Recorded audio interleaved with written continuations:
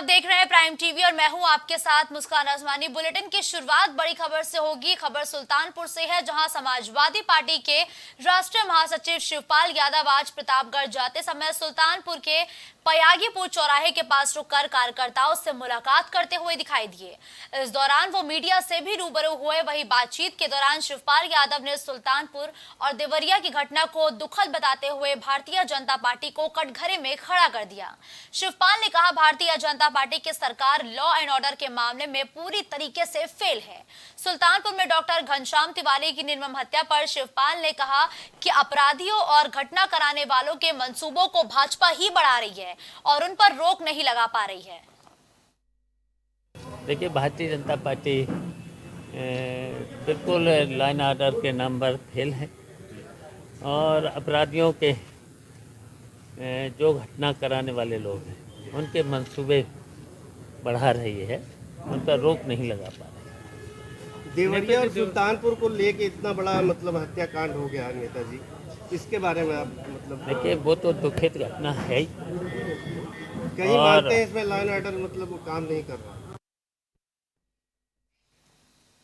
खबर अंबेडकर नगर से है, जहां वीआईपी पार्टी के कार्यकर्ताओं ने अंबेडकर नगर जिले के नेवली टोल प्लाजा पर पार्टी कार्यकर्ताओं ने सैकड़ों की संख्या में एकजुट होकर अपने समर्थकों के साथ नेवली टोल प्लाजा पर आज सुबह से ही पार्टी कार्यकर्ताओं ने भारी संख्या में पहुंचकर अपने समाज को एक मंच पर लाने का संदेश दिया।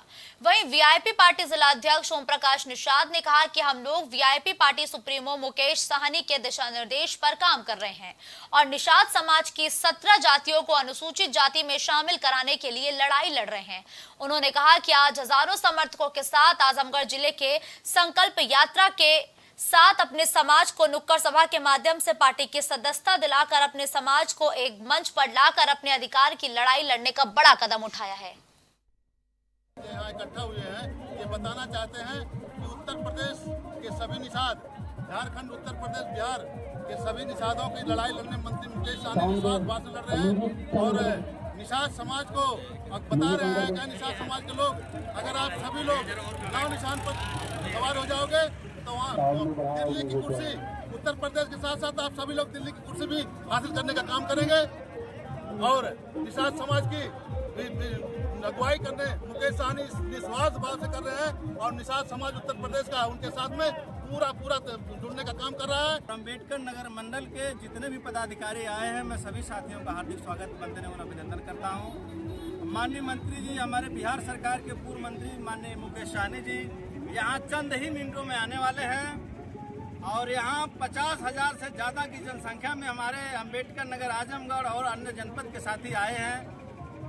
हम लोग चाह रहे हैं कि विकासशील इंसान पार्टी को भारत की सबसे अच्छी पार्टी बनाने के लिए हम लोग काम कर रहे हैं। हमारे मंत्री जी आरक्षण की लड़ाई लड़ रहे हैं, जिस आरक्षण के तहत हमारे परिवार का, हमारे सभी पिछड़ी जातियों का उत्थान होना। यहाँ के तमाम जनता को पहले तो मैं बहुत बहुत धन्यवाद देना चाहती हूँ कि इस आजमगढ़ के धरती पे हमारे माननीय मुकेश सहनी जी के लिए ये लोग बड़ी जोर शोर से यहाँ तैयारी, जो आप यहाँ सामने अपने कैमरा दौड़ा के देख सकते हैं कि यहाँ कितनी जोर शोर से हमारी बहन और हमारे भाइयों यहाँ तैयारी किए हुए हैं। और हम बिहार से आए हैं और यहाँ का ये जन सैलाब देख के नजर आ रहा है कि यहाँ वीआईपी पार्टी के हमारे जितने भी निषाद भाई बहनों सब जागरूक हो गए हैं।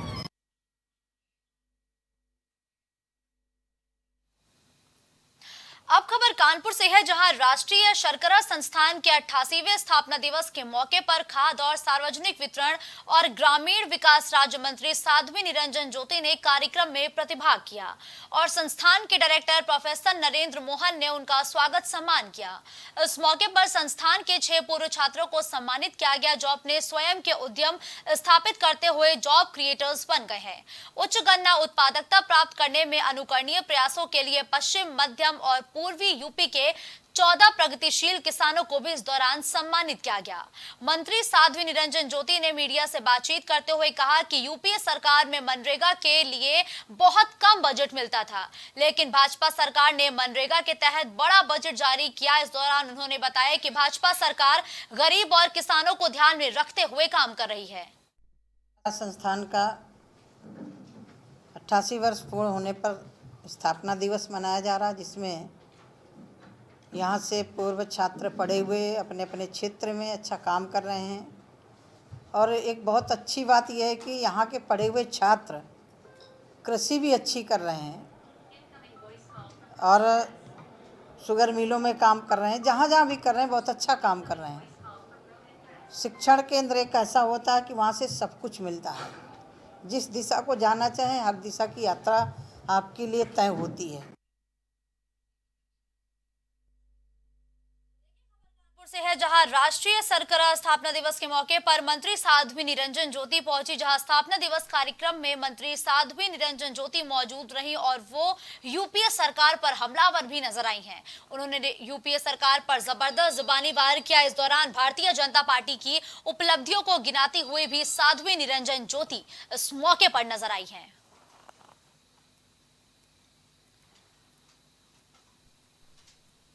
वही राष्ट्रीय शर्करा स्थापना संस्थान का 88वां स्थापना दिवस के मौके पर साध्वी निरंजन ज्योति ने छात्र छात्राओं को सम्मानित किया, किसानों को भी सम्मानित किया है। इस दौरान भाजपा के उत्कृष्ट कामों को भी गिनाती हुई मंत्री साध्वी निरंजन ज्योति नजर आई हैं।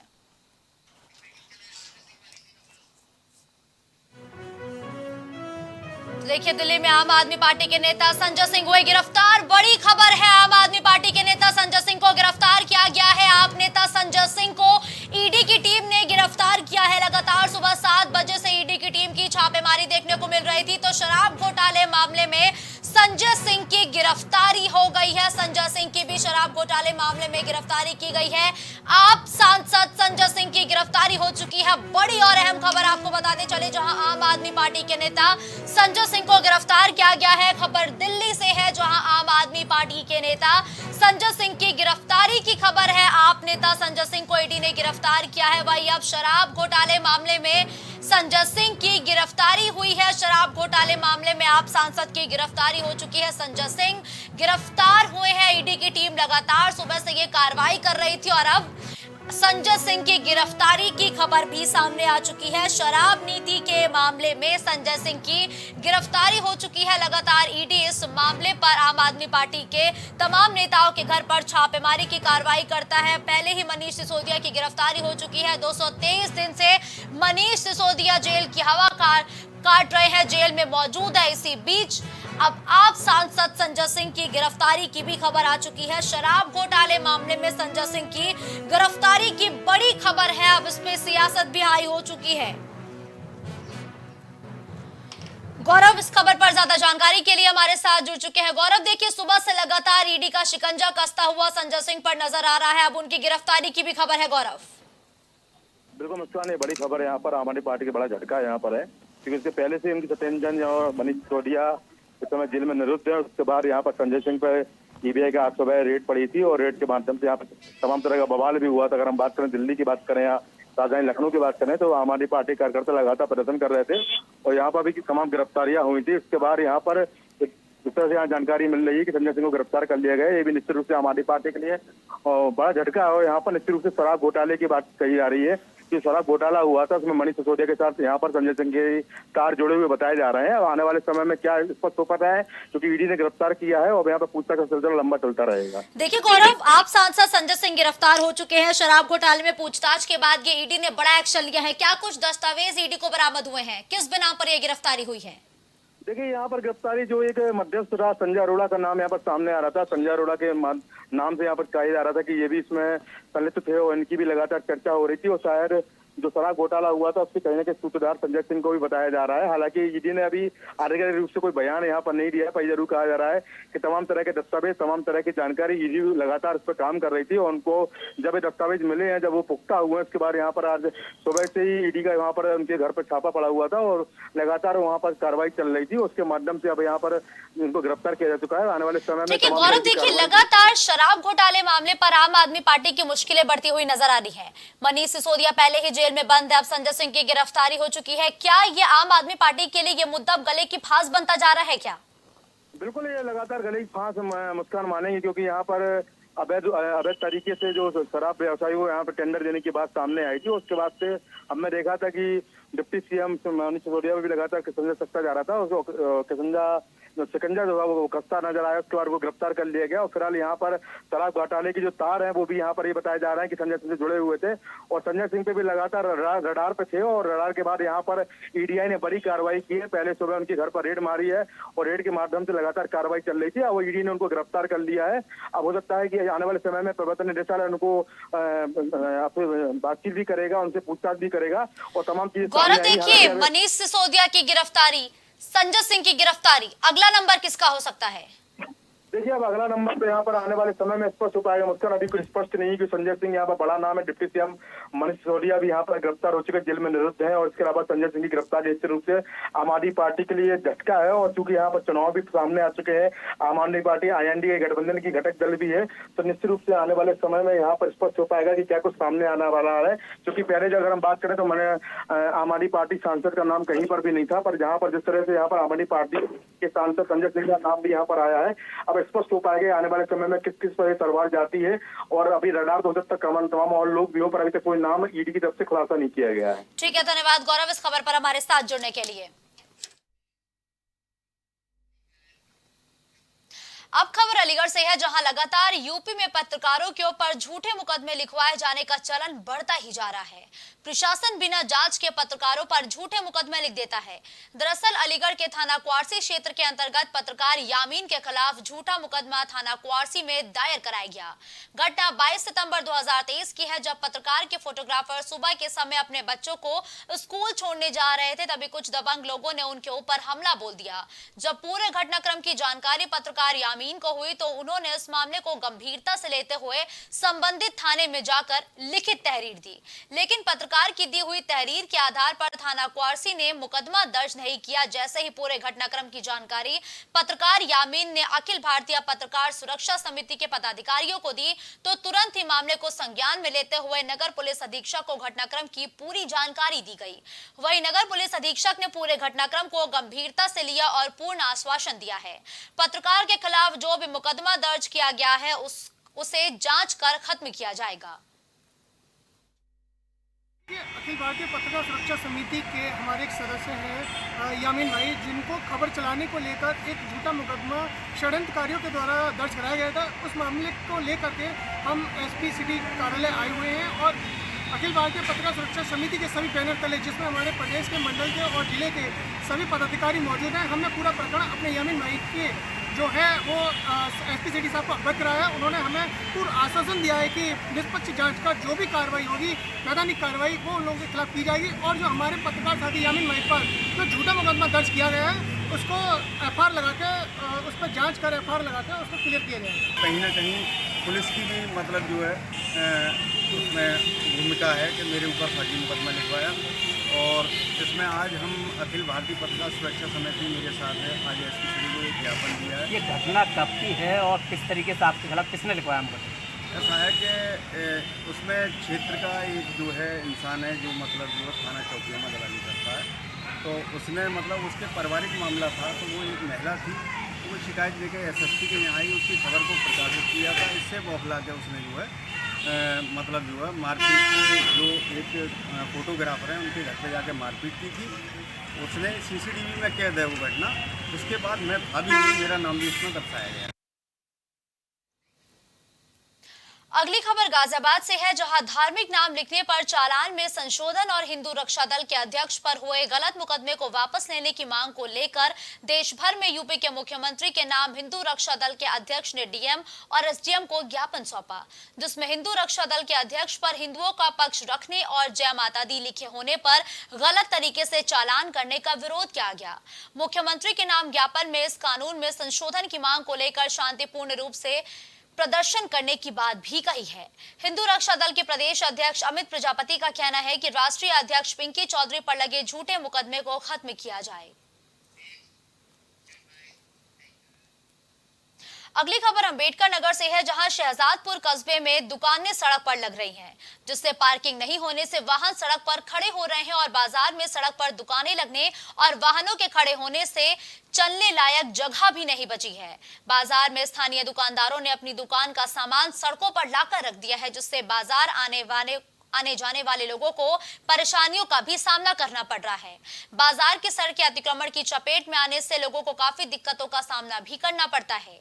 संबंधित अधिकारी और कर्मचारी कोई कार्रवाई नहीं कर रहे। शहर की सबसे व्यस्त चौक में पार्किंग का इंतजाम नहीं होने से वहां दिन भर जाम लगा रहता है। लोगों का कहना है कि अगर सड़क पर वाहन खड़े होना बंद हो जाए तो जाम की समस्या से काफी हद तक निजात मिल सकती है। रुक करते हैं अगली खबर का, जहां औरैया में आबकारी विभाग ने अवैध कच्ची शराब के खिलाफ अभियान चलाया। बिधुना कोतवाली क्षेत्र के अंतर्गत मोहल्ला आदर्श नगर की बस्ती में घर घर अभियान चला, जिसमें आबकारी विभाग के उप निरीक्षक GN सिंह और विनोद कुमार सिंह ने जानकारी देते हुए बताया कि बिधुना कोतवाली के आदर्श नगर में आबकारी विभाग की टीम ने एक घर की तलाशी ली है, जिसमें 300 किलो लहन बरामद किया गया, जिसको लेकर लोगों को सचेत भी किया गया है। आदर्श नगर बस्ती के अलावा कीरतपुर बस्ती में भी आबकारी टीम गई और अवैध शराब को लेकर कई जगहों पर छापेमारी की गई। इसके अलावा जानकारी देते हुए बताया कि कोई भी अवैध रूप से शराब बेचता है तो उसके खिलाफ टोल फ्री नंबर पर सूचना और जानकारी दें। बिधुना कोतवाली के अंतर्गत आदर्श नगर एक कच्ची बस्ती पड़ती है, तो इसमें हम लोगों ने जो है दबिश दी है। हमारी पूरी टीम थी आबकारी विभाग की, तो इसमें हम लोगों ने एक घर की सघन तलाशी ली है। तो इसमें लहन तो बरामद हुआ है, लेकिन आज कोई भी कच्ची शराब जो है बरामद नहीं हो पाई है। और इसमें 300 kg लहन जो है ये बरामद किया गया है। तो हम लोगों का जो अभियान चल रहा है, हम लोग निरंतर इस आदर्श नगर बस्ती पे और एक बगल में कीरतपुर बस्ती है, वहाँ भी अभी हम लोग जा रहे हैं इसके बाद यहाँ से। तो हम लोग निरंतर ये अभियान चलाए हुए हैं कि अवैध शराब का धंधा जो है ये बिल्कुल इसका समूल नष्ट हो जाए। अगली खबर गोंडा से है, जहां बाल पोषाहार में हुई धांधली को लेकर गांव वालों में आक्रोश देखने को मिल रहा है, जिसकी शिकायत गांव वालों ने जन सुनवाई पोर्टल पर की है। गांव वालों का साफ तौर पर कहना है कि गांव की जो कर्मचारी हैं वो समय पर बाल पोषाहार नहीं देते हैं और जब उनके दरवाजे पर पोषण आहार लेने के लिए जाते हैं तो उनके खिलाफ गलत भाषा का भी इस्तेमाल किया जाता है।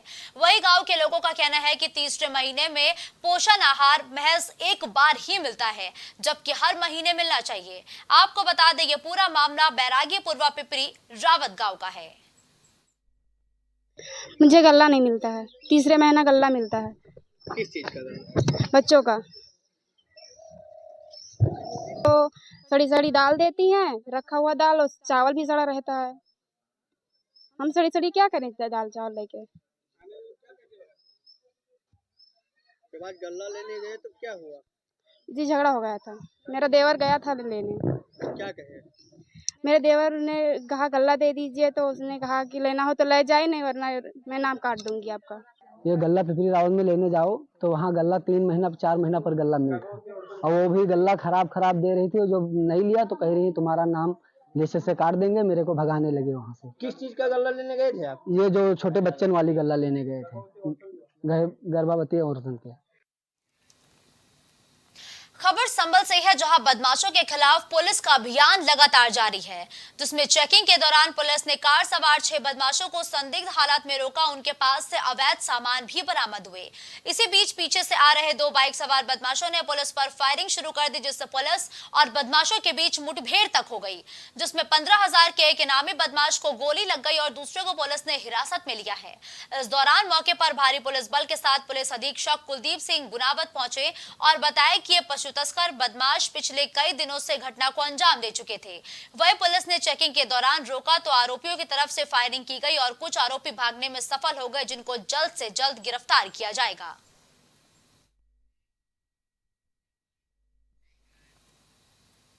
अब खबर संभल से है, जहां काशी विश्वनाथ से यात्रा करके लौट रहे एक ही परिवार के 8 लोगों की भीषण सड़क हादसे में मौत हो गई, जबकि एक 3 साल की मासूम भी गंभीर रूप से घायल हुआ है। मासूम का इलाज अस्पताल में जारी है। बताया जा रहा है कि एक कार में पूरा परिवार बैठा था, जिसकी ट्रक के साथ जोरदार टक्कर हो गई। हादसे की सूचना पर पहुंची पुलिस ने सभी शवों को पोस्टमार्टम के लिए अस्पताल पहुंचाया, साथ ही उनके परिजनों को भी सूचना दे दी गई है।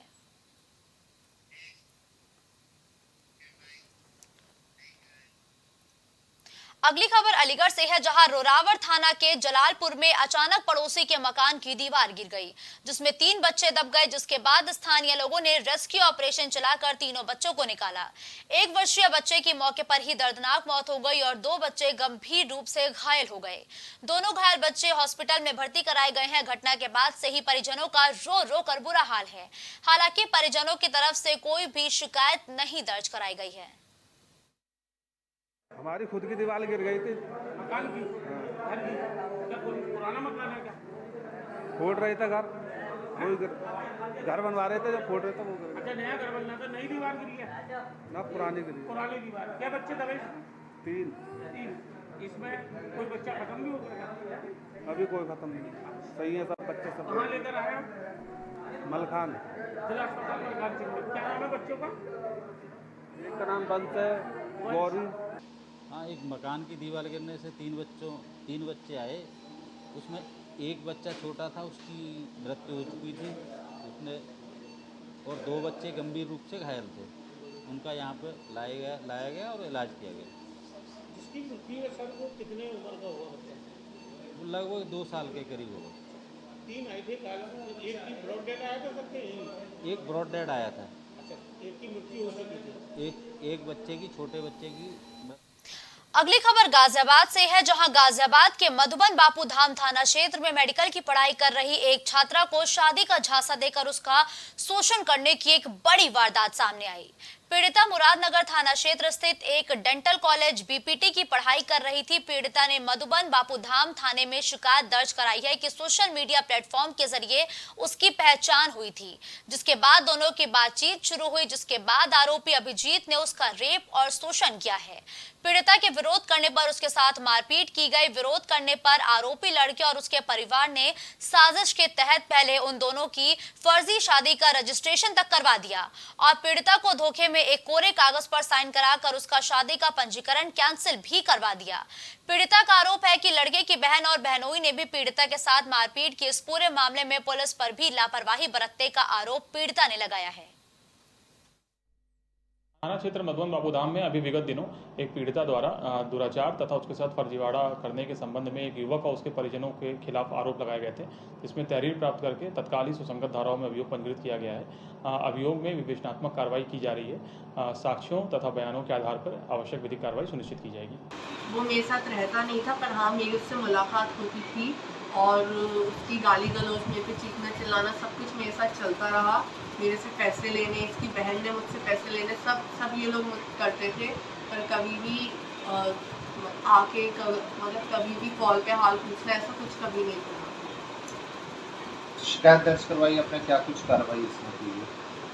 कार्रवाई इसमें यही हुई कि जब मैंने शिकायत दर्ज कराई, जिस दिन 16 सितंबर 2023 को मुझे पता चला मेरी शादी ऐसे धोखे से मुझसे कैंसिल करवा दी गई है, जो कि पहली बार शादी नहीं, फर्जी पंजीकरण कराया था जिससे शादी बता रहे थे, और वो भी इन्होंने कैंसिल करा दिया बिना मेरे पता चले, मेरे साथ धोखा करके, ये बोल के कि वो कैंसिल हो गई है पहले वाली शादी, इन्होंने वो कैंसिल करा दी।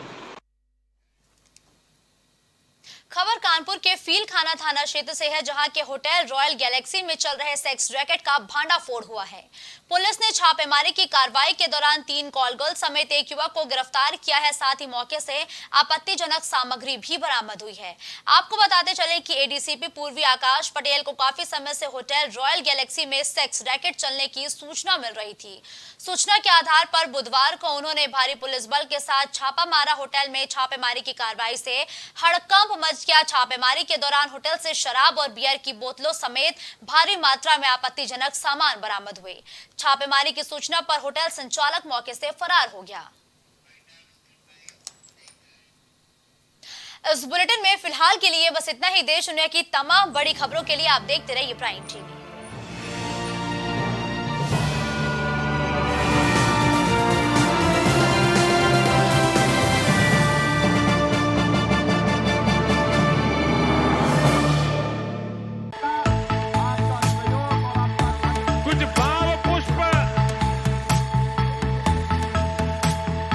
आप देख रहे हैं प्राइम टीवी, सच साहस सरोकार।